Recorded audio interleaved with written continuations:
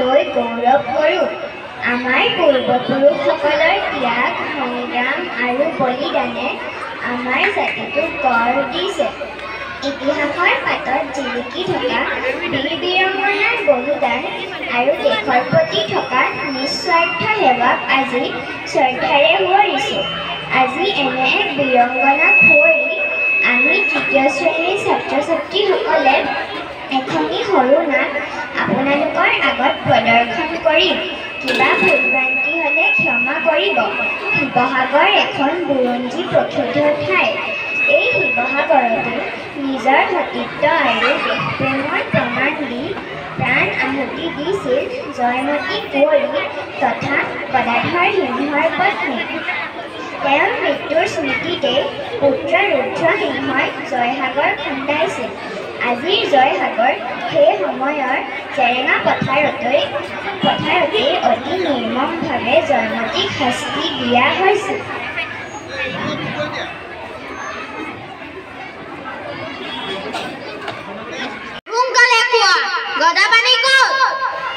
মই নাজানো মোৰ বঙহৰ দেউ ক'ত আছে। মই নাজানো। তেওঁ য'তেই আছে সুখলেই থাকক।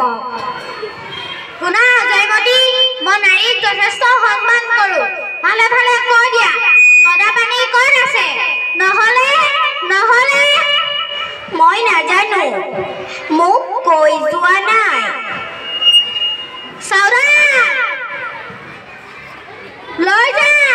লৈ যা এই গৰ্ভিণী নাৰী।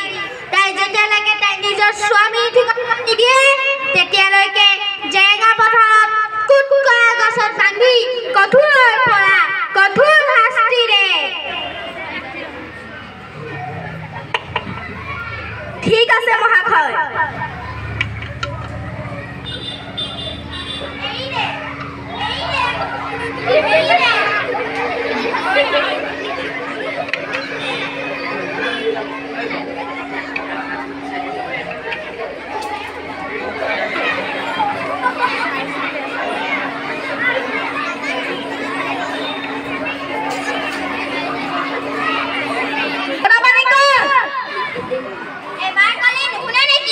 নাজানো মই ক'ত।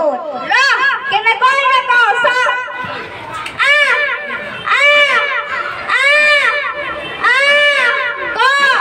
এতিয়াও সময় আছে, কৈ দে। নকওঁ। যিমান শাস্তি দিলেও মই নকওঁ। মাৰ তাইক, চোৰাত মাৰ, লগাই দে।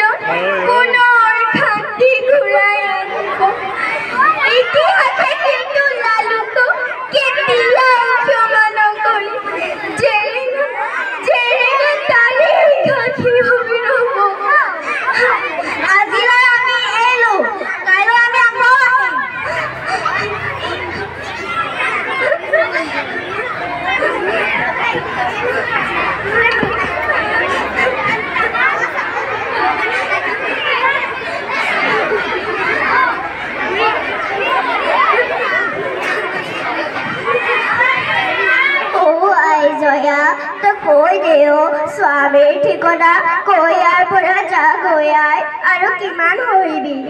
মোৰ ক'ব লগা একোৱেই নাই।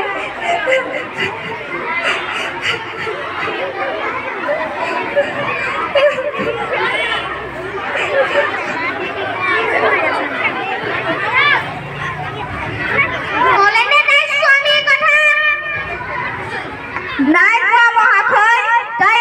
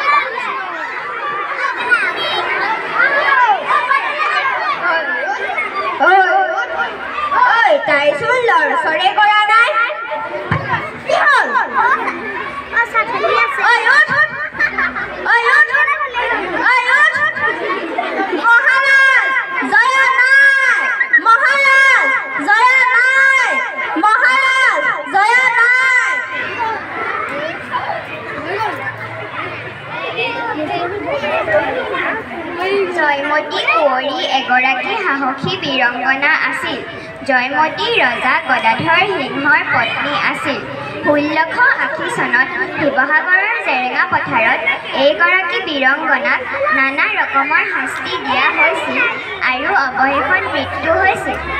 সেই সময়ত আহোমসকলৰ ৰজা চুলিকফা আছিল।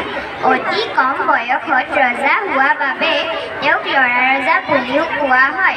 চুলিকফাৰ এজন দুষ্ট বুদ্ধিৰ মন্ত্ৰী আছিল লালুক খলা। এই লালুক খলাই চলেৰে চুলিকফাক নিজৰ মতে কাম কৰাইছিল।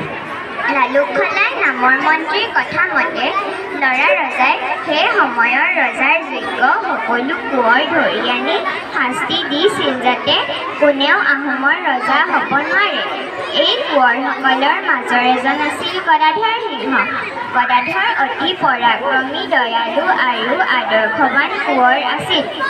যেতিয়া গদাধৰ সিংহক বিচাৰি থকাৰ উমান পালে তেওঁৰ পত্নীয়ে তেওঁক নগাপাহা